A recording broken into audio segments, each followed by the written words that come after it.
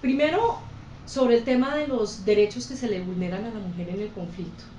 Sobre eso hay muchos informes de Human Rights Watch, de Amnistía Internacional. Hay una serie de informes que se han hecho sobre las mujeres en el conflicto en Colombia. En el informe de memoria histórica también hay un tema, digamos, también está abordado el tema de la violencia sexual en el conflicto.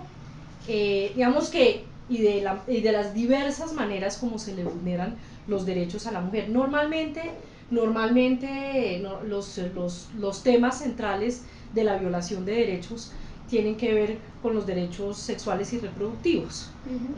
Y la violencia pues la violencia sexual directa.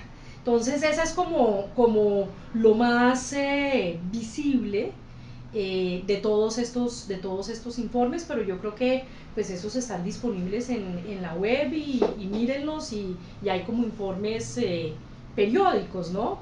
No me acuerdo el último de mujeres, se salió hace como 2 años. Pero eso es bastante reiterativo, pues digamos son unos informes bastante reiterativos. Hay algunos libros, hay un libro muy interesante que se llama Las mujeres en la guerra. Vamos, hay algo de literatura que son básicamente, es un libro periodístico donde hay una serie de de entrevistas a excombatientes de la guerrilla, de los paramilitares y demás, que cuentan un poco su experiencia en la guerra. Y hay una tesis de una chica, Natalia Herrera,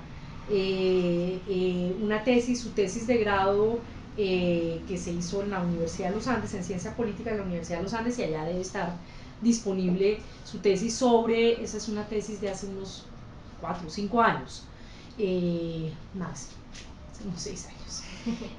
Su tesis de grado de Ciencia Política, en donde ella, digamos, hace una aproximación un poco distinta al tema de las mujeres en la guerra, porque ella y lo hace basado en un montón de entrevistas a mujeres y muestra una faceta que no es la faceta que comúnmente se muestra sobre las mujeres. Ella muestra una faceta sobre las mujeres empoderadas en la guerra, ¿sí? Entonces, de cómo las mujeres se sienten más poderosas porque ingresan a estos grupos y el manejo de las armas y demás. Pero pues esa es una faceta que realmente, salvo esa exploración que hace Natalia, realmente yo no conozco más trabajo sobre eso y no creo que lo que haya escrito Natalia pues en ningún momento sea como la última palabra, ¿no? Entonces, entre otras, pues el mismo Mauricio Rubio, quien escribió ese paper para nosotros sobre Tanya,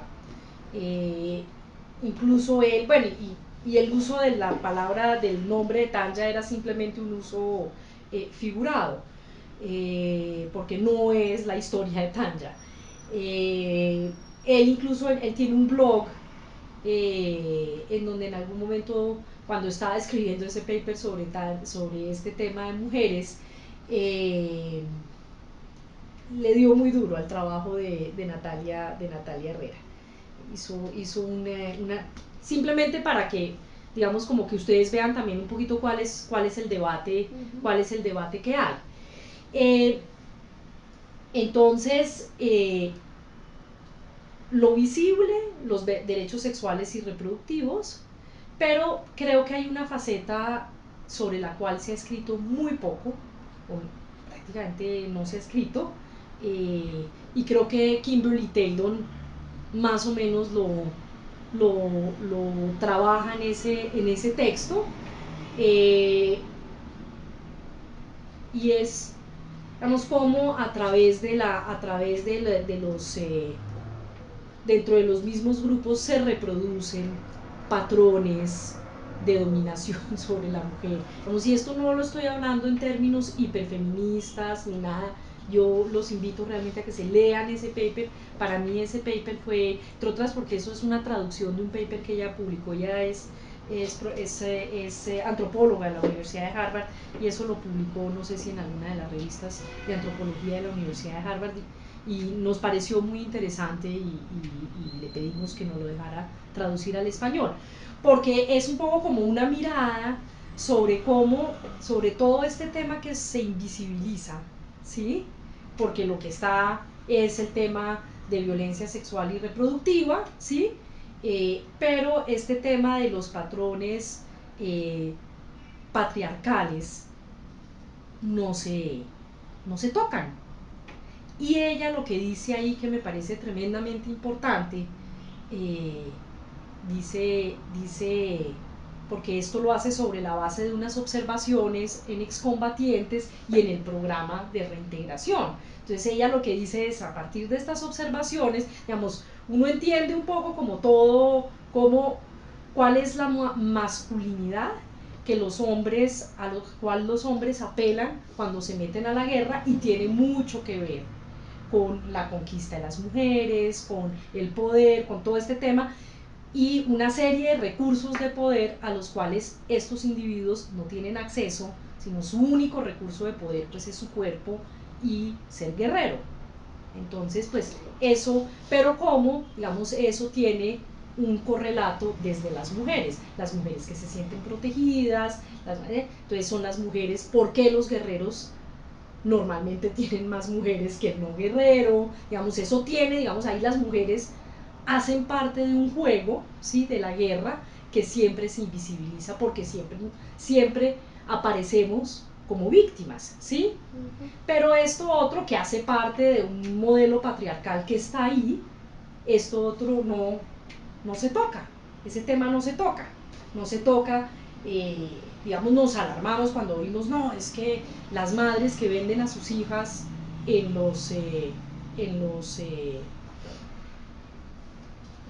se las venden a los guerreros, eso es un tema súper recurrente, sí, eso es un tema súper recurrente en los relatos de la guerra en Colombia, sí, pero anecdóticamente, cuando se hacen los reportes sobre la guerra y sobre los impactos humanitarios sobre las mujeres, solamente aparece violencia sexual y reproductiva. Pero todo esto otro, que es, yo entendería lo que está como detrás de toda esta problemática de violencia sexual y reproductiva, ¿sí? Eso no se toca, no se habla, no se habla.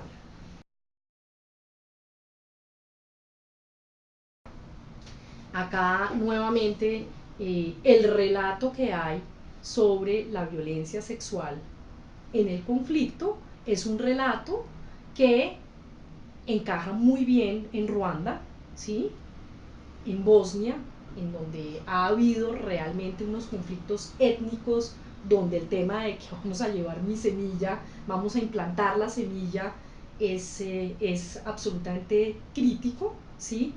Mientras que acá, pues ese, digamos, el contexto de la guerra colombiana nunca ha sido esa, digamos, Iván Orozco lo describe de una manera muy clara, me parece que es como el que más claro tiene esa lógica de que aquí no ha sido una guerra vertical, sino una guerra absolutamente horizontal, donde todos somos más o menos iguales, ¿sí? Es una guerra más o menos entre iguales, entonces eso es, digamos, no encaja ese relato, lo que no quiere decir que no haya habido violaciones masivas en territorios donde llegaron los paramilitares y demás, digamos, estas historias, obviamente que las ha habido, pero la opinión de Mauricio es un poco, mire, eso se ha sobrevalorado y no se está teniendo en cuenta cosas mucho que él considera que son mucho más recurrentes en el contexto colombiano, y es el del uso de la mujer, ¿sí? eh, para los guerreros, y no necesariamente en un contexto clásico de violencia sexual, ¿sí? Entonces las mujeres que hacen parte de la prostitución, que es un tema aberrante en las zonas de guerra, y bueno, y todas estas historias de cómo los padres entregan a sus hijas a los guerreros, ¿sí? Y eso no es una anécdota, uno creería que es algo mucho más recurrente, ¿sí? Y que realmente en el relato de memoria histórica no aparece tan así. hay una distancia muy grande entre la Tanya, que es supuestamente la que está representando a las mujeres en La Habana, a las mujeres de la guerra en La Habana, y las mujeres que realmente están en la guerra, y la campesina colombiana que está metida en esas... entonces, y que la diferencia es absolutamente abismal, no solamente desde su punto de partida, desde donde parten, sino adicionalmente de su trayectoria dentro del grupo. Porque mientras Tanya, digamos, es una mujer que, pues, que llega, es ideológica, tiene, digamos, todo un componente fuerte de, digamos, de ella buscarlo explícitamente. Hay que venirse desde Holanda hasta acá, o sea, hay que hacer o sea, es un trayecto largo lo que hizo Tanya, y esto ella llega, y además de todo llega con unas ventajas comparativas respecto de estas otras campesinas, y entonces ella, obviamente, su trayectoria es ascendente en la organización hasta que se convierte en amante del, negociador en La Habana, ¿sí? ¿Sí? Mientras que las otras entran muy chiquitas, o sea, entran, o sea, en la edad de la pubertad, o sea, se las llevan en ese momento, o son atraídas, muchas se van porque se enamoran de los guerreros. O sea, esto tampoco es una cosa de que a todas se las lleven de las mechas, no. Se enamoran de los guerreros y se van con ellos.